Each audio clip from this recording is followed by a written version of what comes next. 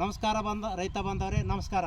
ನಮಸ್ಕಾರ. ನಾನು ನಾಗಪ್ಪ ಹೇರ್ ಅಂತೇಳಿ ಇದು ಸಿಂದಗಿ ಆಲ್ಮೇಲ್ ತಾಲೂಕಿನಿಂದ ನಾವು ಇಲ್ಲಿ ಬಂದೀವಿ. ನಾವು ಒಂದು ಕೃಷ್ಣ ಅಗ್ರೋ ಬಯೋಟೆಕ್ದ ಕೆಲಸ ಮಾಡ್ತೀವಿ. ಅನಂತರ ಪ್ರೋ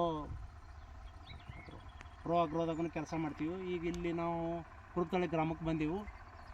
ಸಾಬ್ರ ನಿಮ್ಮ ಪರಿಚಯ ಮಾಡ್ಕೊಡ್ರಿ. ನನ್ನ ಹೆಸರು ಜಬ್ಬಾರ್ ರುಕುಮ್ ದೊಡ್ಡಮನಿ, ಸಾಕಿನ ಕುರುಬತಳಿ, ತಾಲೂಕಾ ಆಲ್ಮೇಲ್, ವಿಜಯಪುರ ಡಿಸ್ಟಿಕ್. ಹಾಂ ಸರ್ ನಿಮಗೆ ಈಗ ಕೃಷಿ ಮಾಡ್ಕೋತ ಎಷ್ಟು ವರ್ಷ ಆಯ್ತು ನೀವು ಕೃಷಿ ಅಗ್ರಿಕಲ್ಚರ್? 10 ವರ್ಷ ಐತ್ರಿ. 10 ವರ್ಷ ಆಯಿತು.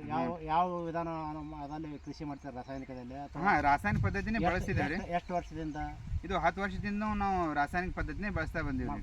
ಎಷ್ಟು ಎಕರೆ ಅದಲ್ಲಿ ಮಾಡ್ತಾ ಇದ್ದಾರೆ ರಾಸಾಯನಿಕ ಅಥವಾ ಪಳೆಯ ಪದ್ಧತಿಯಲ್ಲಿ ಕಬ್ಬು ಬೆಳೆಯನ್ನು? ನಮ್ದು ಹೆಚ್ಚು ಕಡಿಮೆ 20 ಎಕರೆ ಹೊಲ ಅದ್ರಿ. 20 ಎಕರೆ ಹೊಲದಾಗ ಕಬ್ಬು ಅದ? ಹಾಂ, ಪೂರಾ ಕಬ್ಬು ಅದ್ರಿ. ಕಬ್ಬು ಅದ.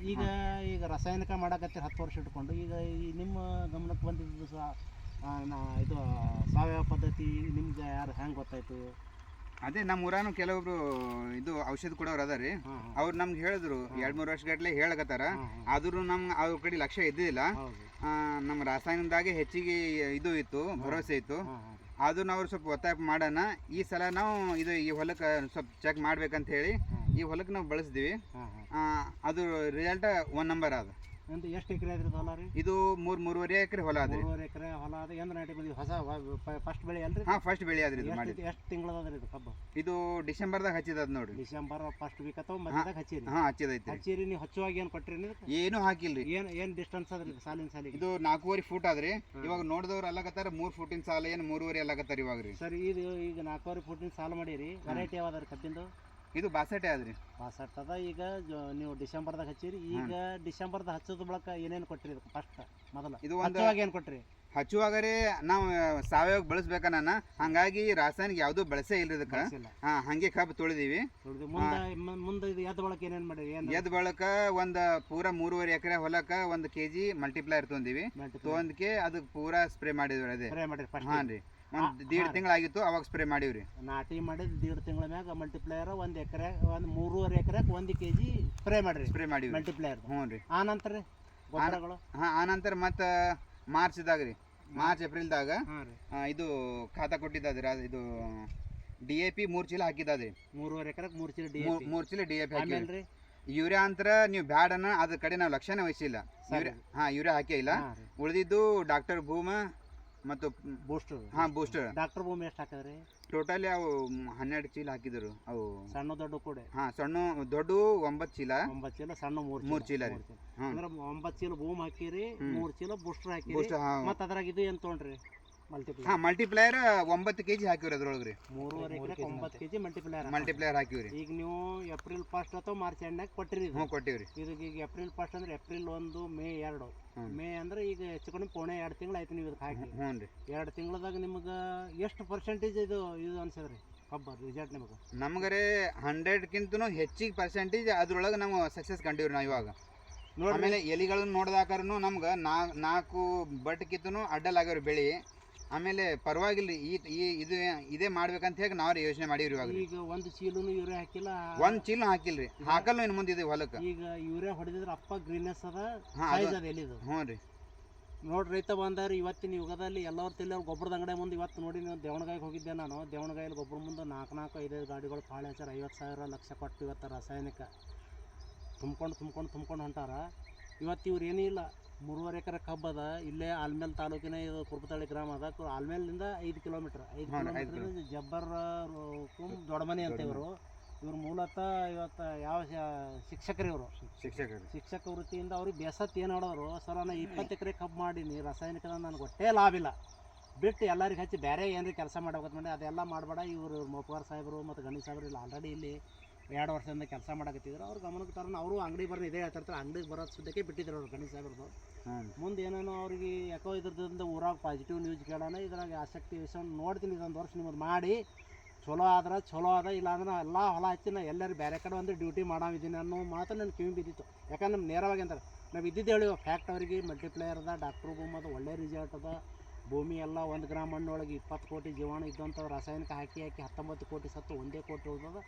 1 ಕೋಟಿ ಜೀವಾಣು ಇರೋದ್ರಿಂದ ಬರೀ ರಾಸಾಯನಿಕ ಹಾಕೋಣ ಅದಿಟ್ಟು ಕೊಲಾಪ್ಸ್ ಆಗಿ ಹೋಗ್ಲಿಕತ್ತಿತ್ತು. ಅವರು ಒಂದು ಗಟ್ಟಿ ನಿರ್ಧಾರ ಮಾಡ್ಬೇಕಂದ್ರೆ ಮಾಡೋದೇ ಫಸ್ಟ್ವಾಗಿ ಮಾಡ್ಯಾರ. ಇವತ್ತು ಆಜು ಬಾಜುದವ್ರು ಇಲ್ಲಿ ರಾಸಾಯನಿಕ ಪದ್ಧತಿಯಲ್ಲಿ ಕಬ್ಬು ಅದ, ರಾಸಾಯನಿಕ ಪದ್ಧತಿಯಲ್ಲಿ ಬೆಳೆ ಮಾಡೋರು ತಪ್ಪಲ್ಲ. ಯಾಕಂದರೆ ಹಿಂದೆ ನಡ್ಕೊಂಡು ಮಾಡ್ಕೊಂಡು ಅವ್ರು ತಲೆ ಒಳಗೆ ಯೂರಿಯಾ DAP ಇರ್ತದೆ, ಬಿಟ್ರೆ ಹೆಂಗೆ ಹಿಡಿದ್ರೆ ಹೆಂಗೆ ರೊಕ್ಕ ಹಾಕಿರ್ತಾವೆ ಏನಪ್ಪ ಹಿಂಗೆ ಅನ್ಕೋತ ಬರೋದ್ರಿಂದ ಅವರು ಬರ್ತಾ ಈಗ ಆಜು ಬಾಜು ಮಾಡಿದ್ರೆ ನಾವೇ ಯಾಕೆ ಮಾಡೋದು, ಅವ್ರ ಬಲ್ಲಿ ಎಲ್ಲ ಭರವಸೆ ಮಾಡ್ತದೆ, ಇವ್ರು ಕೇಳ್ಯಾರ.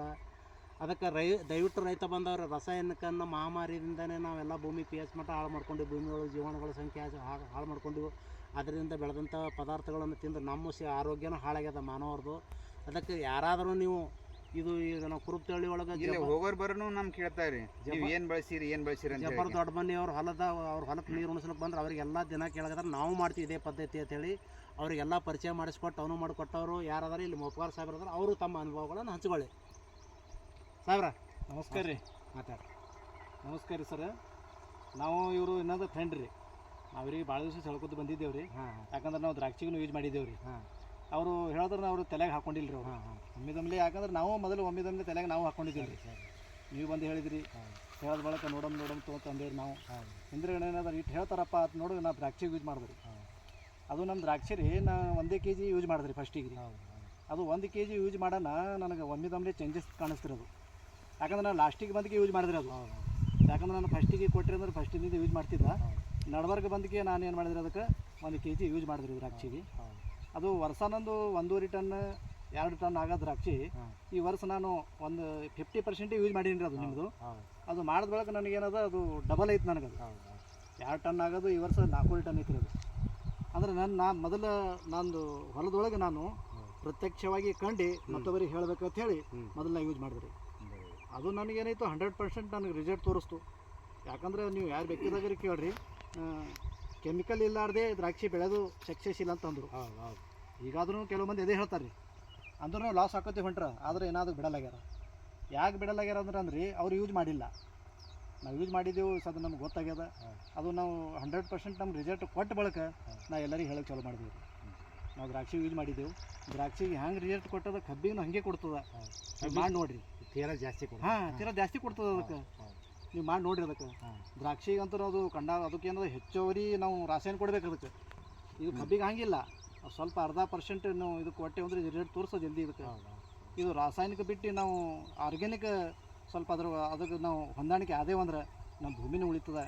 ಆಯಿತು, ನಾವು ಅದಂಥ ಬೆಳೆದಂಥ ಬೆಳೆ ನಾವೇ ಉಣ್ಬೇಕದು, ನಮ್ಮ ಶರೀರನೂ ಉಳಿತದೆ ಅಂಥೇಳಿ ನಾವು ನಮ್ಮ ಜಬ್ಬರ್ ಸರ್ ಅವ್ರಿಗೆ ನಾವು ಫಸ್ಟಿಗೆ ಭೇಟಿ ಆಗಿದ್ದೇವೆ ರೀ. ನೋಡಮ್ರಿ ನಾವು ಸ್ವಲ್ಪ ಪಾರ್ಟ್ನರ್ದಾಗ ಹೊಲ ಮಾಡಿದ್ದದ, ನಾವು ಅವ್ರಿಗೂ ಸ್ವಲ್ಪ ಕೇಳಬೇಕಾಗ್ತದೆ. ನಾ ಹೇಳಿದ್ರಿ ಅವ್ರಿಗೆ ಕೇಳ್ಕೊರಿ, ಪರವಾಗಿಲ್ಲ, ನೀವು ಎಲ್ಲರೂ ಹ್ಞೂ ಅಂದರೆ ಮನಸ್ಸಾಪೂರ್ವದಿಂದ ಮಾಡಿರಿ. ನಾ ಹೇಳಿದ್ದೆವು ಜಬರ್ದಸ್ತಿ ನೀವು ಮಾಡಬೇಡ್ರಿ, ಯಾಕಾಗಲ್ರಿ ಸ್ವಲ್ಪ ನನಗೆ ಫಸ್ಟಿಗೆ ಸ್ಪ್ರೇ ಮಾಡ್ಲಿಕ್ಕೆ ಕೊಡ್ರಿ ಅನ್ನೋದು ಅವ್ರಿಗೆ 1 kg ಫಸ್ಟಿಗೆ ನಾವು ಸ್ಪ್ರೇ ಮಾಡ್ಲಿಕ್ಕೆ ಕೊಟ್ಟೇವ್ರಿ ಅವ್ರಿಗೆ. ಅವ್ರಿಗೆ ಏನದ ಹೊಡೆದ ಬಳಕ 1 ವಾರ 2 ವಾರನಾಗೆ ರಿಸಲ್ಟ್ ಬತ್ರಿ ಅವ್ರಿಗೆ. ಅವ್ರೇನು ಹೊಲ ಮಾಡಾರಲ್ರಿ, ಅವರು ನೀರು ಉಣಿಸ್ತಾರವರು. ಅವ್ರು ದಿನ ಬಂದು ನನಗೆ ಹೇಳೋರು, ಇಲ್ಲರಿ ನೀವು ಕೊಟ್ಟಿದ್ದ ಔಷಧ ನಂಬರ್ 1 ಅದಾವು. ನಾ ಮನಾರ 50 ಚೀಲದ ಕೊಟ್ಟು ನಾವು ರಾಸಾಯನಿಕ ಹಾಕಿದೆವು, ಅದ್ರ ಈ ಟೈಮ್ ರಿಸಲ್ಟ್ ನಮ್ಗೆ ತೋರಿಸಿಲ್ಲ. ಇದು ಒಳ್ಳೆ ನಿಮ್ದು ಏನದ ಪ್ರಾಡಕ್ಟ್ ಅದ, ನಾವು ಪೂರ ಏನದ ನಮ್ದು 20 ಎಕರೆ ಬಳಸ್ತೀನಿ ಅಂತ ಹೇಳಿ ಈಗ ಸರ್ ನಿರ್ಣಯ ಮಾಡಬೇಕಾದ್ರಿ. ನಿಮ್ಮದು ಸರ್ ಫೋನ್ ನಂಬರ್ ಹೇಳ್ಕೊಂಡಿದ್ರೆ ಅವ್ರಿಗೆ. ಸರ್ ನನ್ನ ಪರಿಚಯ ಅಂದ್ರೆ ನನ್ನ ಮೂಲತಃ ಮೆಹಬೂಬ್ ಅಹಮ್ಮದ್ ಸಾಬ್ ಮೊಫ್ಗಾರ್. ನಮ್ಮದು ಊರು ಕುರ್ಬತ್ತಹಳ್ಳಿ, ಆಲ್ಮೇಲ್ ತಾಲೂಕು, ನಮ್ಮದು ಬಿಜಾಪುರ ಡಿಸ್ಟಿಕ್.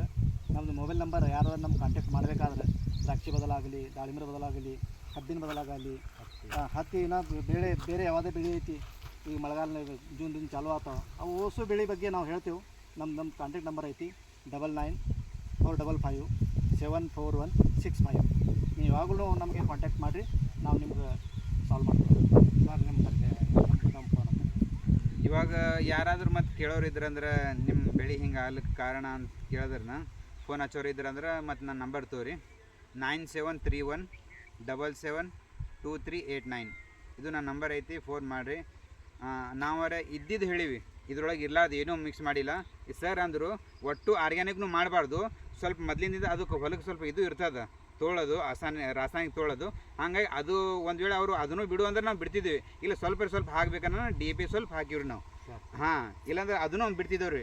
ಅಂದ್ರೆ ಮೊದಲಿಂದ ಹಿಡಿದ್ರೆ ಸ್ವಲ್ಪ ಇರ್ತದಲ್ಲ ರೀ, ಹಾಗಾಗಿ ಸ್ವಲ್ಪ ಅದು ಮಿಕ್ಸ್ ಮಾಡೀವ್ರಿ.